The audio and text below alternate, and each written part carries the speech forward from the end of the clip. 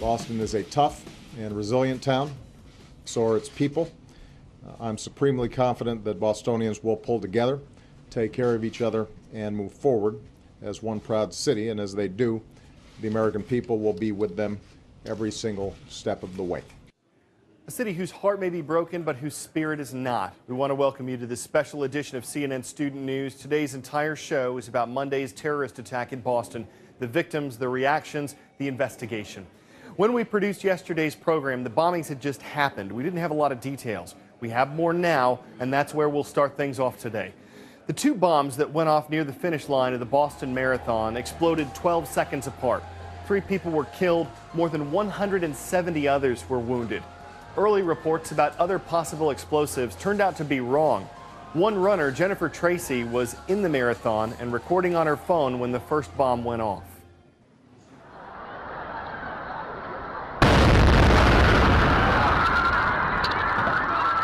That was the moment when the day changed. John Berman fills in the timeline leading up to the blast and immediately afterward. A picture-perfect third Monday in April, Patriots Day, and the day of the 117th Boston Marathon. At 9:32 a.m., the elite women racers take off from Hopkinton on the 26.2-mile course on their way to Boston's Back Bay. Almost 2.5 hours later, the first elite runners start crossing the finish line. Wave after wave of runners, thousands of them follow. Then, about 2:50 in the afternoon, it happens.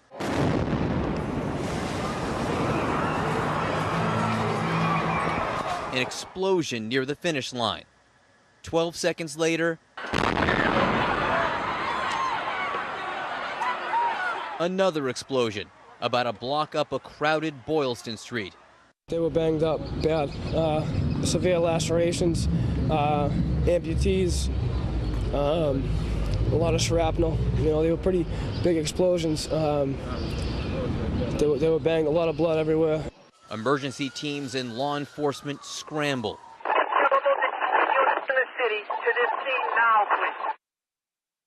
This was a heinous and cowardly act, and given what we now know about what took place, the FBI is investigating it as an act of terrorism.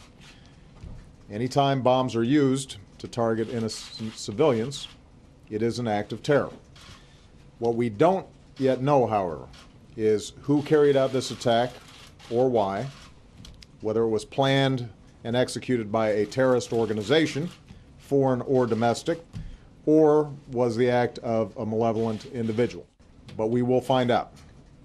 We will find whoever harmed our citizens, and we will bring them to justice.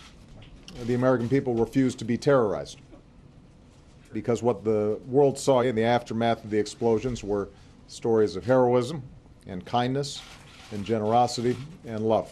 If you want to know who we are, what America is, how we respond to evil, that's it.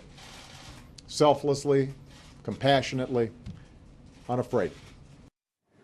President Obama met with some of his national security advisors yesterday. That included the FBI director, the Attorney General, and the Secretary of Homeland Security.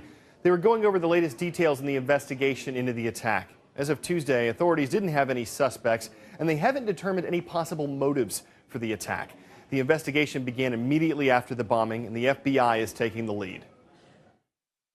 Our mission is clear: to bring to justice those responsible for the marathon bombing.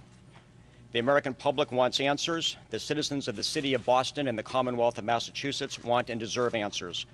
This group of dedicated men and women standing before you today pledge to do everything possible to get those answers.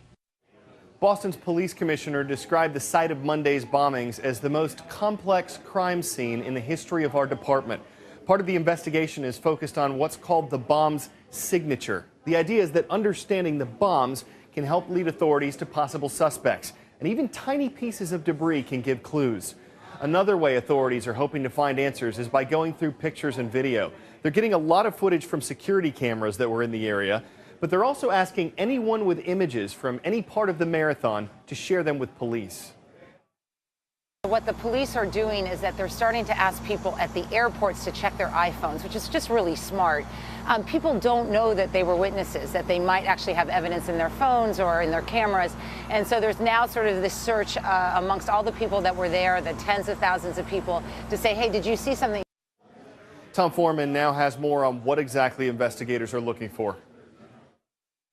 One of the mysteries of these attacks is that they happened so late in this sporting event. More than 17,500 runners had already completed the 26.2 miles, had passed the finish line and gone on their way. Only about 6,000 remained. The elite world-class runners who attract so many spectators had long passed and left, and that's when these explosions happened. So what are police looking for? They're trying to find any way to see a connection between the people who were along this course before the explosions and the time they happened. They're asking for video, they're asking for anything that people took in way of photographs along here to see if there's some connection. Do they see some person who appears in a series of pictures or videos who seems to be connected to those explosive points? If they can find that, that's a lead. That's something they can follow, and then maybe they can solve some of the mysteries of these attacks. When we put this show together, we had some limited information on the people who died in the Boston attack. One of them was 8-year-old Martin Richard. The boy was watching the marathon with his mother and sister when the bombs went off. The blast took Martin's life, left his mother with a brain injury, and his sister, who's 6 years old, lost a leg. Yesterday, Martin's father released a statement saying that his wife and daughter were recovering. It also said, "We thank our family and friends, those we know and those we have never met, for their thoughts and prayers. I ask that you continue to pray for my family as we remember Martin." Flowers were left at the Richards' home after the bombing, and someone wrote the word peace at the end of their driveway. Another victim was Crystal Campbell, and the place she worked for put this note up on its Facebook page yesterday. She was an incredible woman, always full of energy and hard at work, but never too tired to share her love and a smile with everyone. She was an inspiration to all of us. The reaction to Monday's attack in Boston came in from across the country and around the world. Global leaders spoke out against the violence and offered their thoughts and prayers to the victims and the people of Boston. President Obama ordered the flag at the White House lowered to half-staff to honor those victims. The flag at the U.S. Capitol building was at half-staff too. Security at those Washington buildings was increased after Monday's attacks. Other cities added additional security: New York, Miami, Chicago, Los Angeles, and in London, which is set to hold its own marathon in just a few days. Organizers said that race will start with 30 seconds of silence to pay tribute to the attack in Boston. Moments of silence were held around the U.S. as well. The U.S. House of Representatives paused on Monday after news of the attack. In New York yesterday, the New York Stock Exchange, normally a scene of noise and energy, held a moment of silence. And in Atlanta, there was a silent mile. Runners paid tribute to the people killed and injured in Boston by running a full mile in silence Tuesday morning. A lot of people turned to social media in the aftermath of Monday's attacks. They were sharing their support. Some were looking for comfort. That included some Boston athletes. Danny Amendola, a wide receiver with the New England Patriots, tweeted that he would donate $100 for every pass he catches this season to a Boston Marathon Relief Fund, $200 for any dropped passes. And Boston Red Sox player Shane Victorino tweeted that Boston is a tough, resilient town and will prevail over this saddening tragedy.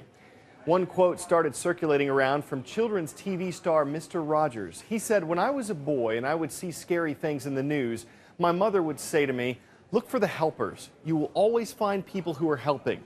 To this day, especially in times of disaster, I remember my mother's words, and I am always comforted by realizing that there are still so many helpers, so many caring people in this world."